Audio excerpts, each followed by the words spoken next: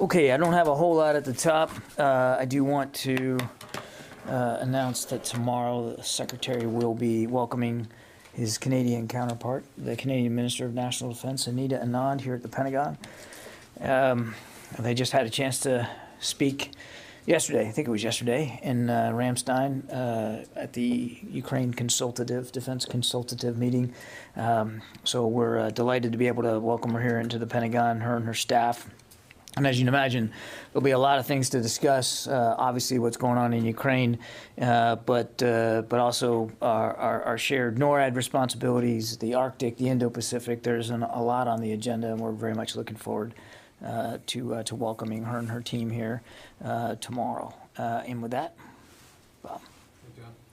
A couple of quick questions on Moldova. Is there any more clarity that you're aware of what the explosions in the Transnistria region have? No, I'm afraid we don't have much more on that, Bob, and no clear indication here of exactly what happened. Okay. The other question I had for you is regarding the howitzers that you're sending to Ukraine, the 90. Can you update us on where that stands, and are you confident that they'll be able to get enough of them there fast enough to make a difference in this offensive? I would tell you today, without giving whole numbers, more than half of those howitzers are in Ukraine. Are in Ukraine? Are in Ukraine. And the training part of it, is that? Well, we're on our second tranche of training here, Bob. We finished up early this week the first tranche of more than 50 trainers that are going to go in and train their teammates. We're working on a second tranche here of training. I'm not sure if that second tranche has actually begun yet. I'll have to check and get back to you on that. But there was another tranche of more than 50 that we're going to go through training in the same location outside Ukraine. And then we are also, part of the discussion yesterday was to explore additional training opportunities on that system as well as other systems. And so we're just not in a position where we can announce anything, but the training's ongoing. The first 50 are done, you say? And gone yeah, back they finished up earlier this week. Okay. Yeah. Mm-hmm. Travis. Thanks, John. I wanted to ask you about recruiting, and I know that that's an issue usually handled by the services, but our colleague over on the Hill, Leo Shane, is reporting that at a SASC hearing today, the chair said that he's worried that we're in the early days of a long-term threat to the all-volunteer force. He said every single metric tracking the military recruiting environment is going in the wrong direction. And so I'm just wondering if this is something that's risen to the Secretary's level. Is he concerned, and does this need some kind of global approach within the department? It absolutely has risen to the Secretary's attention. In fact, I think it was last week, he had a chance to meet with the service secretaries. Obviously, they meet on multiple topics. One of the topics was recruiting, because he wanted an update from them on where they are. And while none of the services, reported sort of in extremis conditions, clearly the service secretaries and the services aren't taking anything for granted in the recruiting environment. And it can be a tough environment, particularly when COVID has prevented recruiters from being able to do that face-to-face contact that you want to have, and that's beginning to loosen up now as we start to come out of the pandemic. But it had a huge effect on their ability just to connect with people, and the economy, which continues to improve, and so you've seen the unemployment numbers yourself. So there's plenty of jobs out there, and then there's always the issue, which has been almost a perennial issue now for much of the last 20 years, is just the number of young Americans who can meet the basic standards to come in. That continues to be a challenge. So. Look, recruiting numbers are often lagging indicators. When you start to really get down to bare metal, then you're well past the problem set, and the numbers are probably going to get worse. I would let the services speak for where they are. The Secretary doesn't want to get us down to bare metal, and he wants to make sure that we're staying ahead of recruiting challenges, because they're real, and And so we're working on that. And the Secretary is 100% committed to making sure that we continue to recruit the best possible force that we can for the American people, for the defense of the country. Whether or not he thinks there's some sort of overarching policy umbrella. I mean, he believes that as Secretary of Defense, he has enough authorities to direct the services with respect to every aspect of how they spend budget, to include recruiting and retention.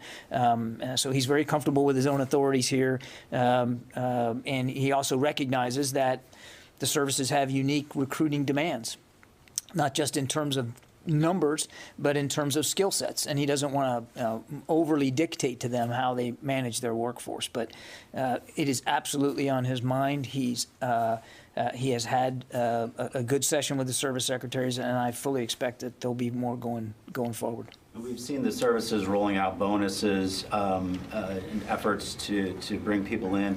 Was there a sense at that meeting that there needs to be a kind of like a rethink about how the military is doing this, that whatever it's been doing isn't quite working, and that we need to figure out a better way? I think each service is working that through in real time. And again, the Secretary didn't, expect from them fingertip feel solutions right in the moment. He wanted to express that he too is concerned, making sure that recruiting is healthy going forward. He wanted to get their assessments, and they each, and I'll let them and the services speak for themselves, but they each offered him a view of where they are in recruiting, and I think all participants agreed that this is an issue worth constantly staying on top of and discussing going forward. But there's no there was no individual solutions put forth in that discussion. Courtney. Do you have any information about Trevor Reed and whether he'll come back to the D.C. area and get any kind of medical care in the military? I'm afraid at this time I do not have information on Mr. Reed. I mean, obviously we all at the department are glad to see him back and to be reunited with his family where he belongs. But this is really a State Department issue to speak to, not a DOD issue. The only reason I ask is it's pretty common that if somebody's held hostage, I know he wasn't necessarily hostage, but that they are brought into military medical care afterwards. So do you have any indications at all that he's either eligible for that or if that's even under consideration? I would let the State Department and Mr. Reed's family speak to that. I mean, clearly, Court, as you know, if there was a role we could play from a military medical perspective, we absolutely would do that. That's not unusual at all. But at this time, I just don't have much more detail on whatever medical care he's going to need and where that would be. But if there's an appropriate role for the United States military to play in helping assess and restore his health, we absolutely would do that. Phil. You've said for a long time that there are not U.S. troops in Ukraine. With the return of diplomats, and there was a team there yesterday in Lviv, is that still the case? Is that something you can still say, or is it going to become, are there going to be certain numbers of troops there to ensure diplomatic security? I think we're going to be having constant conversations here with our State Department colleagues about what their diplomatic activities are going to entail and to what degree they might need support from the United States military in a force protection mode, keeping in mind, Phil, that they may not. So we're just going to take this in steps, and we'll see where it goes. But as you and I speak here, I mean, nothing's changed about our support to U.S. diplomats.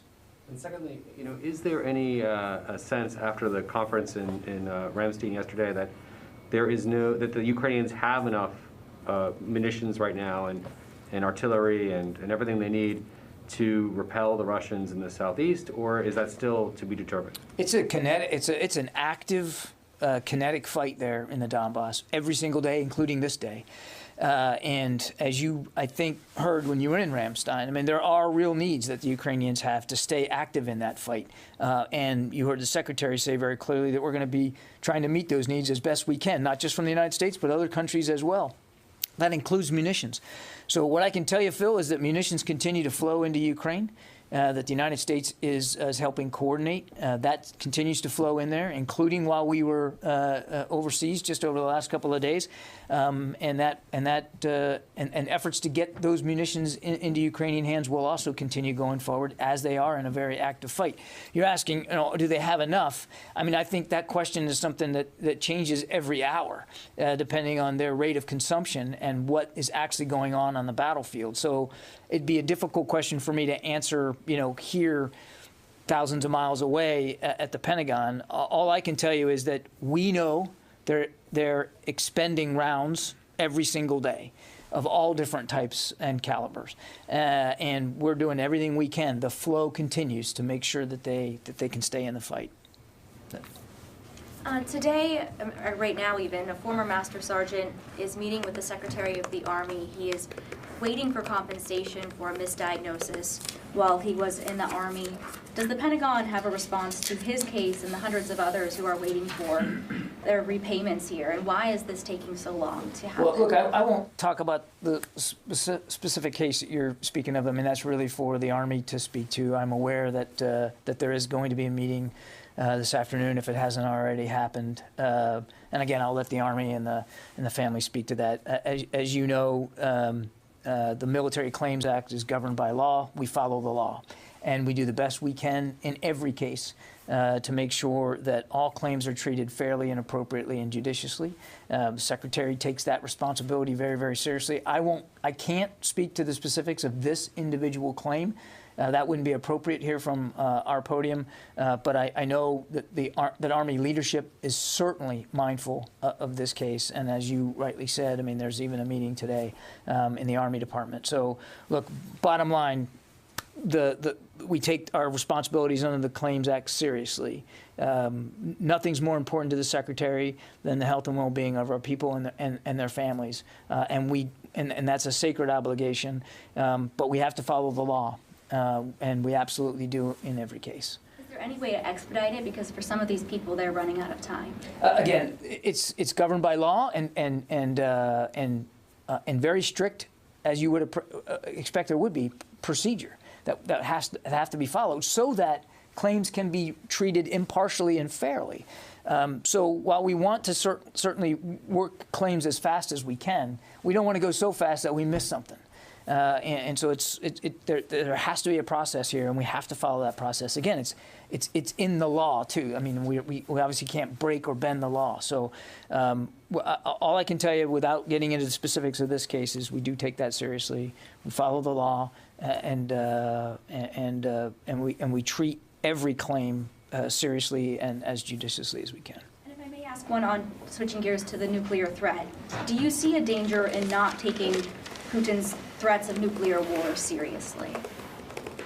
Do I see a danger in not taking the threats seriously? The question presupposes that we aren't taking the threats seriously, and I think I might challenge that supposition there. You heard the Secretary got asked this question yesterday, and said very clearly that the rhetoric that we keep hearing from Russian leaders, and just recently was Minister Lavrov, raising the specter of nuclear confrontation, is irresponsible. It's certainly not what you would expect from a modern nuclear power, nor should anybody expect from a modern nuclear power. Nobody wants to see this war escalate any more than it already has. Certainly nobody wants to see, or nobody should want to see, it escalate into the nuclear realm. And there's no reason that it should.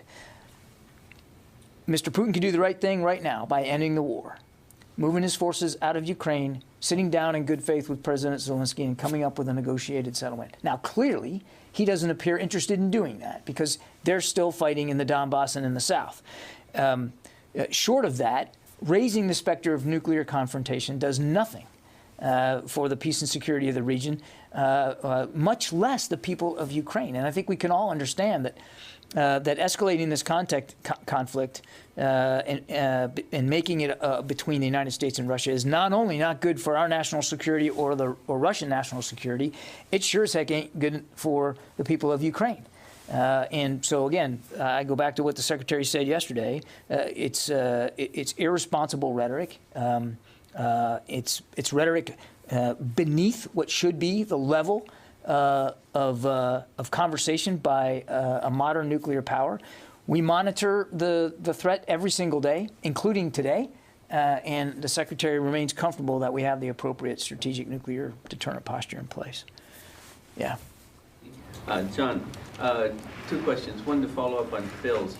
How tight are the supplies of non-standard ammunition, the kind of things that the Ukraine military uses? And if it's really tight, or if there's a shortage, are there moves to step up manufacturing? This kind of stuff wasn't explained from your conference yesterday. Yeah, we're not going to talk about specific inventory levels for the Ukrainians. First of all, I'm not going to talk for Ukrainian inventories on anything. That's really a question better put to them. And clearly, I think you can understand why we wouldn't necessarily find that level of information and detail in the public realm helpful to Ukraine right now, as they're in an active fight. There was a discussion yesterday at the end of the day. The last session was all about the defense industrial base, not just from the United States, but from other countries that were represented there, and to begin to get a grasp from an international view of what Ukraine's longer-term defense needs might be in a post-war environment specifically. That it was meant to be a broaching session on that. So, you heard the Secretary read out the meeting. I can't do better than he did yesterday. So I can't give you an active deliverable that came out of the defense industrial base discussion. But I think it's noteworthy that it was even had. Here, even while Ukraine is still involved in an active war, there was a discussion by 40 nations about their defense industrial bases and how those industrial bases could help address longer-term Ukrainian strategic defense needs going forward. But no actual decisions made yesterday that we can speak to. So do we know anything about whether the producers, the Western European or countries who can produce non-standard ammunition are stepping up production? I think each country's looking at that on their own, and I can't speak to all of them. Okay, one second thing different. Apparently, according to Russian videos and stuff like that, there were possibly two Bayraktars drones downed over Russia in the past day or two. I don't know if you can confirm that. And on top of that, there's a report that President Zelensky is asking the U.S. for attack drones, including MQ-1s and MQ-9s. Is there a possibility that the U.S. could supply those? Cannot confirm the reports of downed drones in Russia. I don't have anything for you on that. And all I would tell you is we have been very transparent about what we are providing Ukraine. Very transparent. And we will continue to be transparent with you as decisions are made to provide capabilities to Ukraine going forward. And there will be forward contributions, and we will talk about them. I am not going to talk about from the podium deliberations that are ongoing with the Ukrainians about this or that capability. We talk to them every single day, including the last 2 days, and at the very senior levels as well. And when there are decisions to announce and to speak to about capabilities that we're going to provide Ukraine, we'll certainly do that. Yeah. And follow up on nuclear. What is the level of concern in this department that Russia might use low-yield or conventional nuclear weapons in eastern Ukraine? Low-yield or conventional nuclear weapons. I'm not sure I've ever heard it described as conventional, but I'm not going to, again, speculate here about what Russia may or may not do with that or any other system. The rhetoric surrounding nuclear activity, particularly given that this war is now 2 months old, and there has already been a bloodshed and violence visited upon the Ukrainian people, is irresponsible. It's irresponsible for a nuclear power to even broach that topic in part of this discussion. Again, I'll go back to what I said before. We're monitoring every single day as best we can, and we continue to see nothing that gives us cause to change our strategic nuclear deterrent posture. And we're confident that in our ability to defend the homeland from that perspective, as well as our allies and partners. Secretary Austin, back in Europe, said that they would like to see Russia weakened in a way that it will not be able to launch another this type of invasion against any other country. Do you think that the arms that the United States is currently providing Ukraine will be sufficient to weaken the Russians not to launch another invasion in Europe? The weapons and systems that the international community is providing Ukraine are designed to help Ukraine defend itself against a Russian invasion. And if you're asking me, have they been effective, I would just offer you to look, we're at 2 months into this war, and Mr. Putin didn't take Kyiv, he didn't take Chernihiv, he hasn't taken Odessa, instead of moving on 3 wide geographically separated lines of axes, now he's concentrating all his fire and forces in the east and in the south. So he has achieved none of his strategic objectives. So I think that's proof right there that the kinds of systems that are being provided to Ukraine have had an effect and an ability on their self-defense needs. What the Secretary said yesterday, and I think he was very clear, and we've been clear from the very outset of this conflict, that we don't want to see Russia in a position to be able to do this again. That's what the Secretary was referring to, there's nothing new there. We want to see Ukraine be able to defend itself. We want to see Ukraine win. You heard the Secretary talk about that. They believe they can win, and so did every other nation that was in Ramstein, believes that they can win. And we don't want to see Russia in a position going forward where they haven't suffered consequences for this unprovoked invasion. And I think that's what the Secretary was talking about. Yeah, in the back there. Hey, John. Oh, hey, Joe. So on Monday, there was a $700 million tranche, and more than half of it was financing for allies in Eastern and Central Europe to backfill the equipment that they've been sending to Ukraine.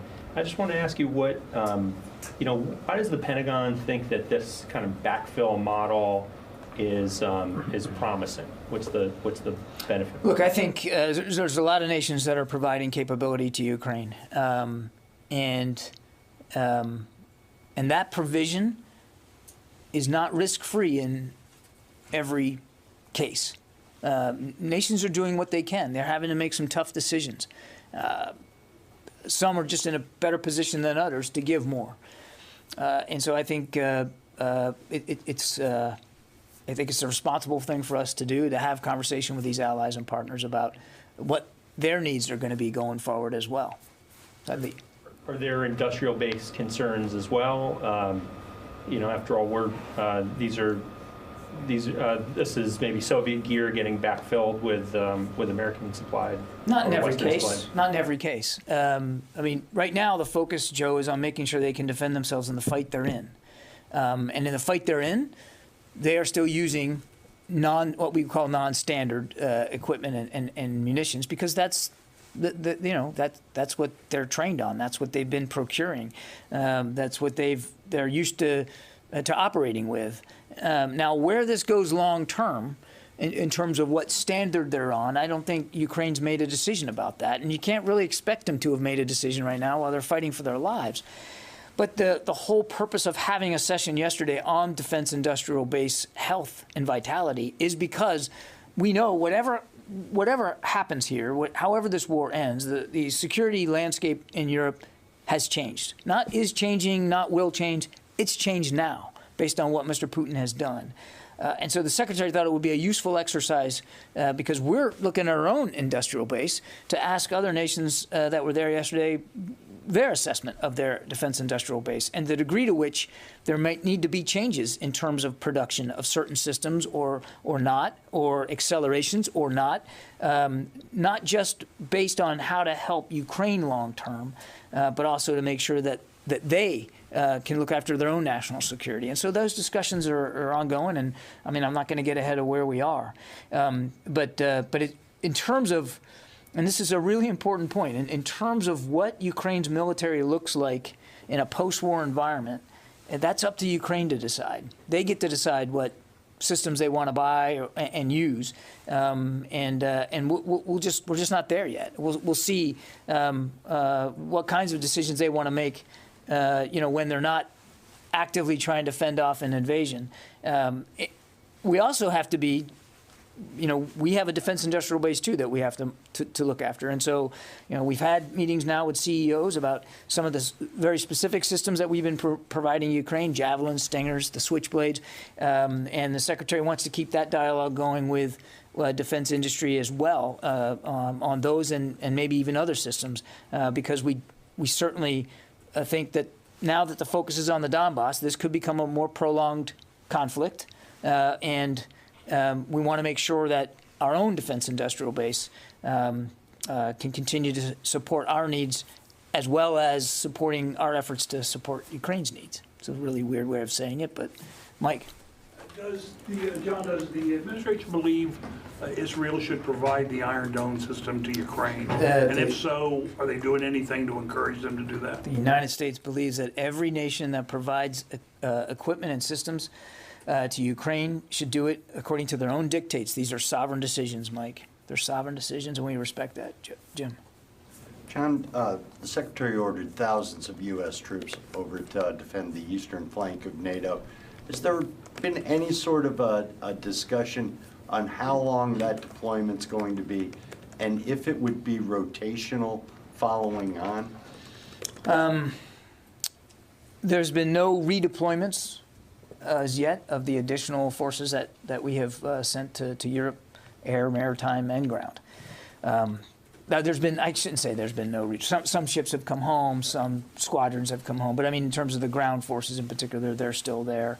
The Secretary is in constant communication with General Walters, as well as in the case of the Army, the Secretary of the Army and the Chief of Staff and the Chairman about what that needs to look like going forward. So I don't have any announcements for you in terms of redeployment of like the 82nd, for instance, which is where I think you were kind of getting at. But right now, our footprint in Europe, which is now over 100,000, is both permanently based and rotational and temporary. And we're still working our way through what that's going to look like in coming months. I mean, clearly at some point, if we're going to have to make a decision about the 82nd, for instance, and whether they're replaced or not. That we're just not there yet. Is that something that probably will wait until the summit in Madrid? I wouldn't peg it to Madrid necessarily. I mean, the Secretary and the Chairman look at force posture every day, and there are decisions that come up to the Secretary every week about force posture around the world, but including in Europe. And so they look at this continually. And there hasn't been a decision about other redeployments or replacements just yet.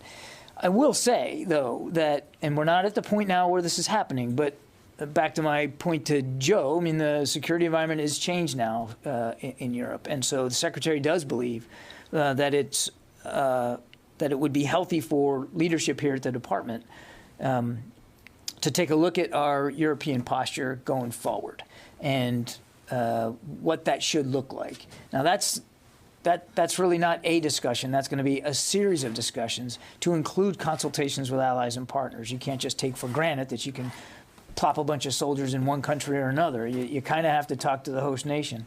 And so those kinds of consultations haven't started yet. But I can tell you that the Secretary wants us to start thinking about what a European footprint should look like going forward. Because, again, the landscape has definitely changed.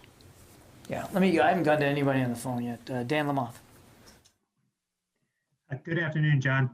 The Canadians announced a day or two ago that they were going to be sending some 777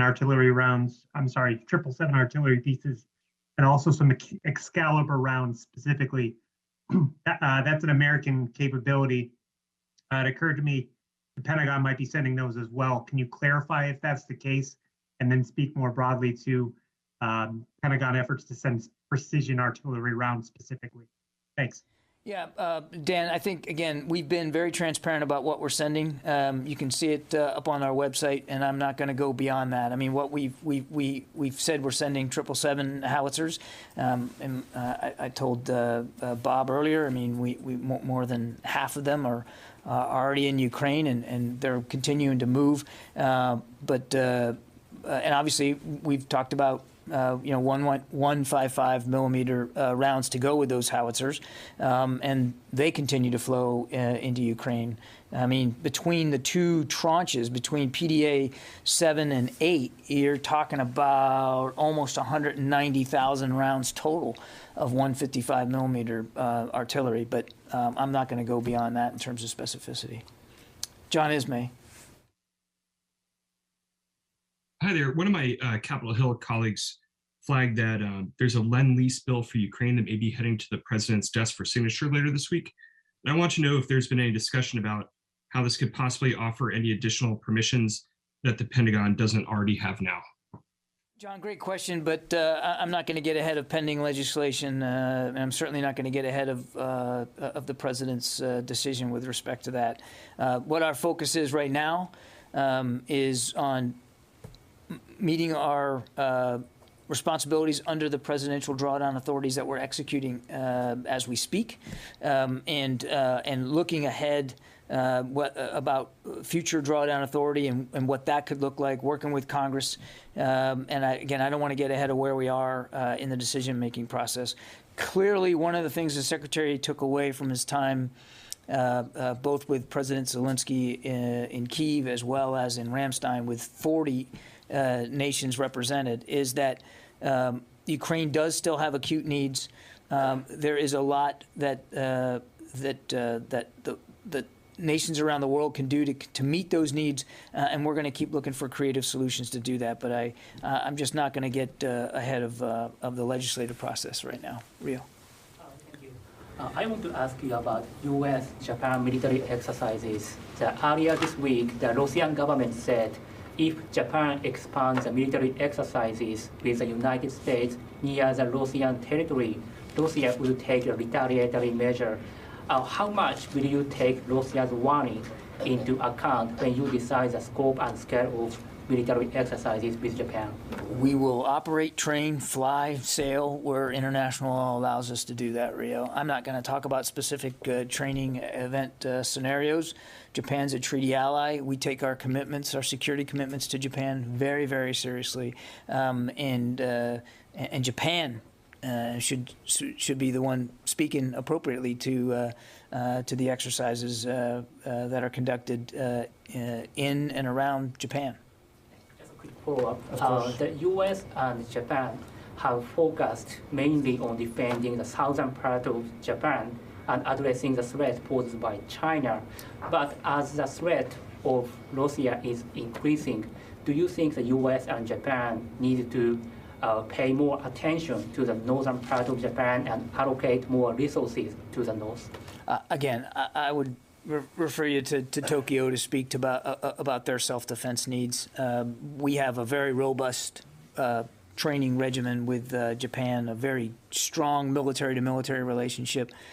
Exercises and training events are constantly monitored and changed as appropriate, not just to potential threats, Rio, but to the kinds of capabilities you want to improve. That's why you do exercises, to get better at things. And we're constantly having a conversation with Japan about what that could look like. But again, I'd let Japan speak to Japan's defense needs. That's really their responsibility, and appropriately so.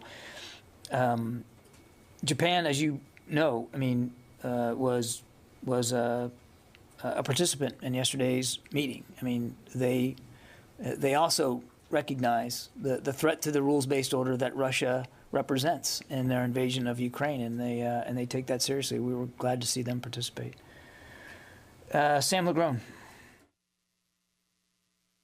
Hey, John, just to clarify on Phil's question from earlier. So are you saying there are not U.S. Marines pulling embassy security in Ukraine right now? The specifics of force protection, Sam, just not going to do it.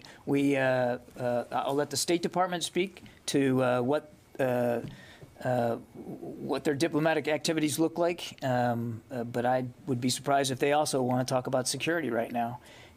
What I said to Phil was, if there's a need for U.S. military support, then we'll have that discussion with the State Department, and we have supported our diplomats in the past. We know that's at